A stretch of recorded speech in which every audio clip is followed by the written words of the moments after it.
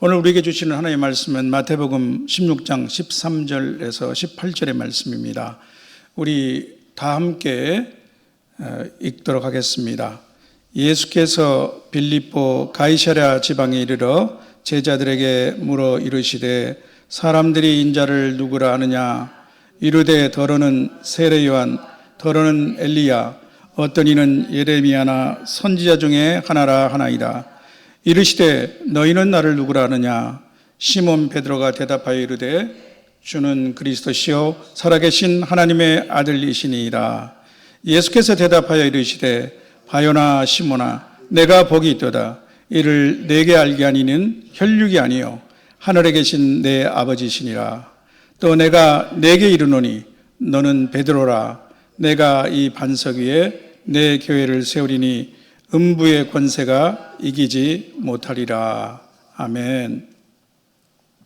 오늘 저는 작은 질문으로 시작해 보고 싶습니다. 사람들이 당신은 기독교를 어떻게 말씀하십니까? 라고 질문한다고 가정해 봅시다. 편의상 기독교를 종교로 간다면 기독교는 무엇의 종교라고 말해 보는 것이죠. 그렇다면 대다수는 아마도 이렇게 말씀하지 않을까 생각됩니다. 기독교는 사랑의 종교다. 기독교는 십자가 사랑의 종교다. 또 어떤 분은 이렇게 말씀하실 것입니다. 기독교는 참 소망의 종교다. 새 생명의 종교다. 참 진리의 종교다. 혹시 이렇게 말씀하시는 분도 있을까요? 기독교는 역설의 종교다. 자기 부인의 종교다. 저는 기독교는 관계의 종교다라고 말하고 싶습니다. 하나님이 멀리 계신 절대자에서 나의 하나님이 되시고 예수가 역사상의 한 인물에서 바로 나의 구원자가 되시는 것입니다. 마틴 부버라는 신학자가 있었습니다. 19세기, 20세기 초반에 아주 격격한 이름을 날린 그런 저술가인데요. 그의 표현을 빌리자면 하나님과 나와의 관계는 객관적인 삼인칭적 서술이 아니라 인격적인 이인칭적 만남 안으로 전환됩니다. 우리는 하나님의 자녀가 되고 하나님의 백성이며 예수님의 몸인 교회 공동체의 한 지체가 됩니다. 하나님과 이러한 관계를 열고 확인하는 언어가 신앙 고백입니다. 오늘 본문에서 우리는 그 유명한 베드로의 신앙 고백을 듣습니다. 주는 그리스도시요 살아계신 하나님의 아들이시니이다. 엄밀히 원어에서는 주는 이렇게 말했는데 그것은 2인칭 대명사인 유에 해당하는 말입니다. 사람들이 누구라고 말하는 그 예수가 아니라 그동안 2년 넘게 같이 지내며 동고동락하신 분, 지금 바로 우리 앞에서 다정하고 진지한 눈으로 이렇게 묻고 계신 분입니다. 너희는 나를 누구라느냐? 우리 인생에는 살아가면서 반드시 하게 되는 고백들이 있습니다. 고백은 관계를 여는 출발점이며 그 관계를 가지는 기반이 됩니다. 어린아이는 부모를 생애 처음으로 인식하면서 가장 먼저 엄마, 아빠라고 부르기 시작합니다. 몇 년 전 제 며느리가 우리 단톡에 사진 하나를 올렸습니다. 빨간 색종이 위에 잘 드러나지 않는 검정색으로 손자가 삐뚤빼뚤한 글씨로 눌러쓴 글이었습니다. 엄마, 많이 사랑해. 많이가 소리나는 대로 쓰여진 그러나 어떤 글보다도 강하고 긴 울림이 있는 메시지였습니다. 이 카드를 받고 울컥했을 며느리의 기쁨과 감동 또한 그대로 저게 전해져 오는 것 같았습니다. 저는 효자 아들이 아주 뿌듯하고 자랑스럽겠네 하는 댓글로 괜스레 시샘을 내보였습니다. 청춘 남녀 간 사랑의 고백을 통해 한 가정이 출발합니다. 우리 문화가 아직 고백을 스스럼없이 하지 못하기 때문에 부모님은 물론 아이들, 그리고 선생님, 목사님, 그리고 좋은 친구들에게 적시에 하지 못한 고백들이 그만큼 마음에 많이 남아있지 않습니까? 오늘 본문은 장소를 명시해주고 있습니다. 가이사라 빌립보입니다. 갈릴리 바다에서 북쪽으로 40km 정도 떨어진 곳입니다. 이 도시는 분봉왕 빌립이 자신의 이름을 붙이고 또 무엇보다도 아구스도 황제를 기념하기 위해서 개명한 곳입니다. 시리아와 그리스 사람들이 주로 거주하던 주요 그리스 로마식 도시 중에 하나죠. 당시 이교도 신앙이 혼합된 곳으로 가나안의 바알과 그리스도 신인 판, 그리고 로마 황제 숭배를 위한 주상과 기념물들이 많이 세워진 곳입니다. 예수님이 이곳에서 제자들에게 너희는 나를 누구라 하느냐 물으신 데는 그 장소의 의미도 있는 것 같습니다. 베드로의 대답은 단순한 사실의 진술만이 아닙니다. 예수님이 누구신지를 바로 알고 이 예수님에 대한 믿음을 표현하는 신앙 고백입니다. 살아계신 하나님의 아들로서 이 땅에 오셔서 우리와 함께하고 계신 그분에 대한 찬양입니다. 또한 그것은 당시 제자들뿐만 아니라 오늘 우리 성도들의 정체성을 드러내는 선언이며 고백입니다. 우리의 신앙도 이 고백에 뿌리 내리고 있습니다. 저는 오늘 성도의 신앙 고백이라는 제목으로 우리 성도의 신앙 고백이 갖는 중요성과 그 특징에 대해서 말씀드리고 싶습니다. 크게 세 가지로 살펴보겠습니다. 첫째로, 성도의 신앙 고백은 예수님과 생명의 관계를 열어주고 확인해 줍니다. 너희는 나를 누구라 하느냐 라는 예수님의 질문은 오늘 우리 성도 각자에게 주시는 말씀이기도 합니다. 예수님은 이 질문에 대한 응답으로 우리 각자의 신앙 고백을 듣고 싶어 하십니다. 베드로의 대답은 예수님과 인격적 관계에서 흘러나온 고백입니다. 성도의 신앙 고백 또한 마찬가지입니다. 교회에 출석한 연수나 종교적 지식이 우리를 그리스도인이 되게 하지 않습니다. 심지어 예배, 기도나 헌금, 봉사 등 종교적 헌신과 열정도 생명이 없는 겉모습에 불과할 수 있습니다. 예수님이 누구신가에 대한 질문에 대한 분명한 고백은 성도로서 우리 믿음의 정체성을 드러냅니다. 나는 누구인가 보다 더 중요한 것은 나는 예수님을 누구라 고백하는가입니다. 예수님에 대한 바른 인식을 갖고 예수님을 나의 주로 고백하는 고백은 예수님과의 생명의 관계가 맺어지는 출발점이 됩니다. 이 고백은 예수님과의 관계를 더 깊고 굳건하게 해주는 기초가 됩니다. 성경은 이렇게 선포합니다.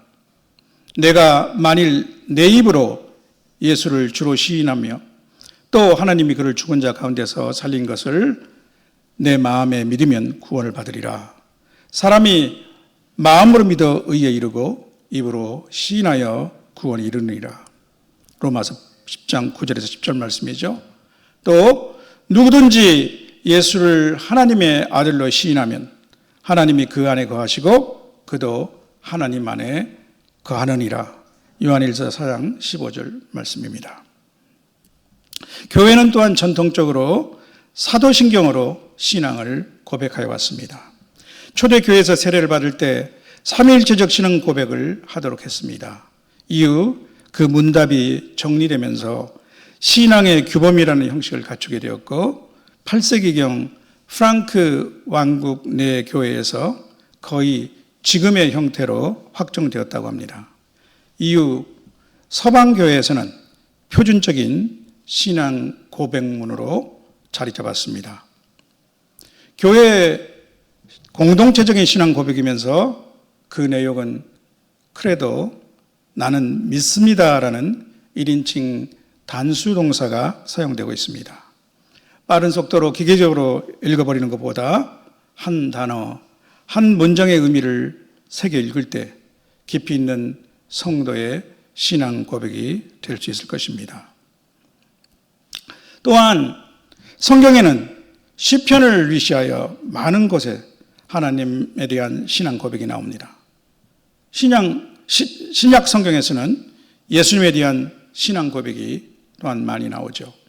저는 개인적으로 빌립보서 2장 5절에서 11절 말씀을 좋아합니다. 예수님에 대한 신앙 고백이 되기도 합니다. 그는 근본 하나님의 본체시나 하나님과 동등됨을 취할 것으로 여기지 아니하시고 오히려 자기를 비워 종의 형체를 가지사 사람들과 같이 되셨고 사람의 모양으로 나타나사 자기를 낮추시고 죽기까지 복종하셨으니 곧 십자가 죽으심이라.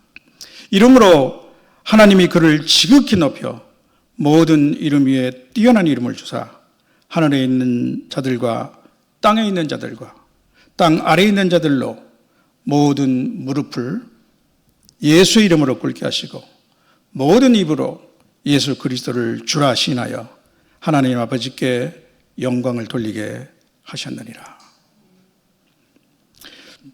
두 번째로 성도의 신앙 고백은 하나님이 베푸신 은혜의 표적입니다. 예수님은 베드로의 고백을 들으시고 이를 내게 알게 하신 이는 혈육이 아니요 하늘에 계신 내 아버지시니라고 말씀하셨습니다. 믿음의 고백은 인간의 지식이나 의지에서 나오는 것이 아닙니다. 성령의 조명과 하나님의 은혜로만 가능한 것입니다. 그래서 성경은 이렇게 말씀합니다. 그러므로 내가 너희에게 알리노니 하나님의 영어로 말하는 자는 누구든지 예수를 저주할 자라 하지 아니하고 또 성령으로 아니하고는 누구든지 예수를 주시라 할 수 없느니라. 참된 신앙 고백은 성령께서 마음을 열어주시고 깨닫게 해주실 때 가능하다는 말씀입니다. 믿어져야 믿음의 고백을 할 수 있지 않겠습니까? 또한 하나님의 영은 이것을 알지니 곧 예수 그리스도께서 육체로 오신 것을 시인하는 영마다 하나님께 속한 것이요 라고 말씀합니다. 요한일서 4장 2절 말씀이죠. 신앙 고백의 근원은 성령의 역사와 하나님이 주시는 계시입니다. 하나님의 은혜입니다. 따라서 성도의 신앙 고백은 우리의 자랑이 될 수 없습니다. 오직 감사의 이유가 될 뿐입니다. 우리에게 하나님과 예수 그리스도가 참 믿음의 대상이 되어주시고 우리가 이를 믿음으로 고백할 수 있는 것은 하나님의 선물입니다. 마지막 세 번째로 성도의 신앙 고백은 교회를 세우는 반석이 됩니다. 예수님은 내가 이 반석 위에 내 교회를 세우겠다라고 말씀하셨습니다. 여기서 너는 베드로다 하시면서 말씀을 시작하셨습니다. 예수님이 주목하신 것은 베드로의 이름의 의미, 곧 반석입니다. 일찍이 예수님은 그에게 개발하는 이름을 주셨죠. 아람어로 반석을 뜻하는 말입니다. 이 반석은 로마 카톨릭 교회가 주장하는 것처럼 베드로가 아닙니다. 교회의 기초는 사람이 될 수 없습니다. 전통이나 제도 또는 사람의 의지도 아닙니다. 그것은 방금 베드로의 입술을 통해서 나온 주는 그리스도시요 하나님의 아들이시니라 라는 신앙 고백입니다. 그렇다고 해서 그 고백이 베드로의 고백이라는 것에 초점을 둘 것도 아닙니다. 사실 베드로의 고백의 유효기간은 얼마나 짧고 미약했습니까? 예수님이 신문 받으시던 대제사장 가바야의 집의 문간과 앞마당에서 베드로는 예수님을 3번 부인하지 않았습니까? 그것도 처음에는 부인하고, 두 번째는 맹세하여 부인하고, 세 번째는 저주하며 맹세하여 부인하였죠. 베드로의 신앙 고백의 핵심 내용과 대상은 예수 그리스도이십니다. 따라서 교회의 진정한 기초는 예수 그리스도 자신이십니다. 성경은 여러 곳에서 이렇게 말씀하고 있습니다. 이 닦아둔 것 외에 능히 다른 터를 닦아둘 자가 없으니 이 터는 곧 예수 그리스도라. 고린도전서 3장 11절 말씀입니다. 또 사도들과 선지자들의 터 위에 세우심을 입은 자라 그리스도 예수께서 친히 모퉁이 돌이 되셨느니라. 에베소서 2장 20절 말씀이죠. 예수님은 건축자들이 버린 돌이 짐 모퉁이의 머릿돌이 되었나니라는 시편 118편 22절의 말씀을 친히 인용하시면서 자신이 교회의 기초가 되심을 예언하셨습니다. 베드로 사도 또한 사람들에게는 버림받아 되었으나 하나님께는 택하심을 입은 보배로운 산돌, 보배롭고 택하심을 입은 모퉁이 돌이 예수님이라고 말했습니다. 예수님은 또한 교회를 세우시는 분은 예수님 자신이고 그 교회는 내 교회, 즉 예수님의 교회라고 말씀하셨습니다. 우리는 가끔 말에 실수를 할 때가 있습니다. 그 교회를 누가 세웠다고 말합니다. 또한 마치 내 교회인 듯이 교회를 자신의 소유물로 간주하는 사람들도 있습니다. 내 교회를 사랑하는 것과 자신의 소유물로 여기는 것은 전혀 다른 것이죠. 소위 개척교회 목사나 장로 등 교회 초창기 인사들 중에는 은연중에 자신을 교회의 소유주나 주요 지분을 갖고 있는 사람으로 착각하는 사람들이 있습니다. 교계 반대에도 불구하고 담임 목사가 세습되는 일부 대형 교회의 모습 또한 아름답지 못합니다. 교회를 자신의 전유물로 여기는 처사로 볼 수밖에 없죠. 성도 여러분, 우리는 성도의 신앙 고백에 관하여 3가지 측면에서 살펴봤습니다. 우리의 신앙 고백은 관계입니다. 예수님과의 친밀한 관계를 여는 시발점이 됩니다. 신앙 고백은 하나님과 우리와의 관계를 더욱 깊고 풍성하게 만들어줍니다. 신앙 고백은 나의 진정한 정체성을 드러냅니다. 또한 신앙 고백은 하나님의 은혜입니다. 성령의 도우심이 없이 우리는 주님을 제대로 알 수 없습니다. 믿음도 하나님이 주시는 선물입니다. 세 번째로 신앙 고백은 교회의 반석입니다. 교회의 기초는 유구한 교회의 전통이나 사람의 힘이 아니라 예수 그리스도를 향한 성도의 신앙 고백입니다. 따라서 우리 성도가 각자가 날마다 이 고백을 새롭게 붙들 때 우리 교회는 흔들리지 않고 주님의 교회로 세워져 나갈 것입니다. 성도 여러분, 저는 오늘 말씀의 결론으로 우리의 신앙 고백은 우리의 삶에서 구체적으로 어떻게 드러나야 할 것인지 각자 그 적용 방법에 생각해 보시기를 권유하고 싶습니다.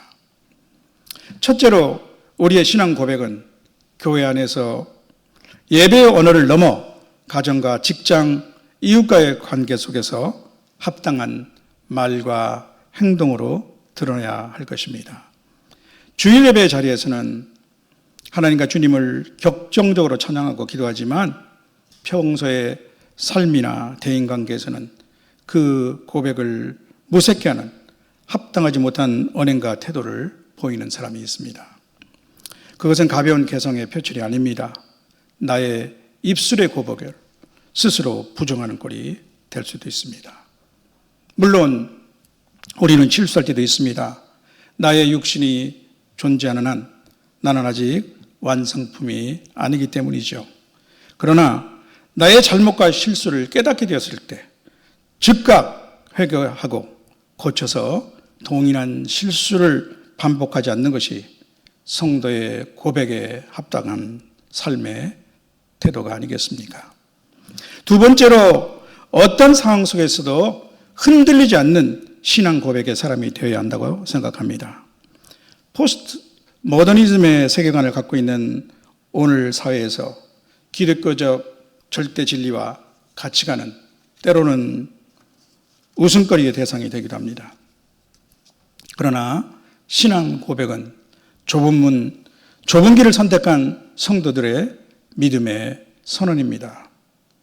비록 고백자는 초라하고 볼품이 없을지라도 고백의 대상인 주님을 부끄러워야 할 이유는 전혀 없습니다. 오히려 주님은 찬양받기에 합당하신 분이 아니십니까? 우리의 신앙 고백은 상황에 따라 침묵하거나 흔들려서는 안 됩니다. 오히려 세상이 약할수록 더 크고 분명하게 고백하는 용기와 믿음을 주시길 기도해야 할 것입니다. 마지막 세 번째로 우리의 신앙 고백은 다음 세대로 이어져야 할 자산이 되어야 합니다. 내가 후대에 넘겨줄 가장 소중한 유산은 나의 신앙 고백입니다.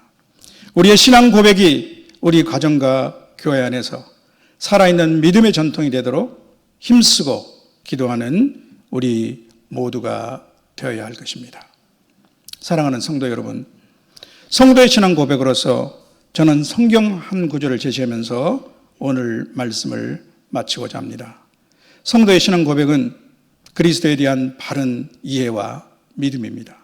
그러나 그 고백에는 은혜 입은 성도로서 자신의 정체성을 재확인하고 삶의 목적을 재정립하는 믿음의 결단이 포함되어야 할 것입니다. 그 성경 구절은 여러분이 잘 알고 암송하고 계실 갈라디아서 2장 20절입니다. 이 말씀을 함께 소리내어 읽으심으로써 오늘 저와 여러분의 신앙 고백으로 하나님께 올려드리겠습니다. 내가 그리스도와 함께 십자가에 못 박혔나니 그런즉 이제는 내가 사는 것이 아니요 오직 내 안에 그리스도께서 사시는 것이라. 이제 내가 육체 가운데 사는 것은 나를 사랑하사 나를 위하여 자기 자신을 버리신 하나님의 아들을 믿는 믿음 안에서 사는 것이라. 아멘.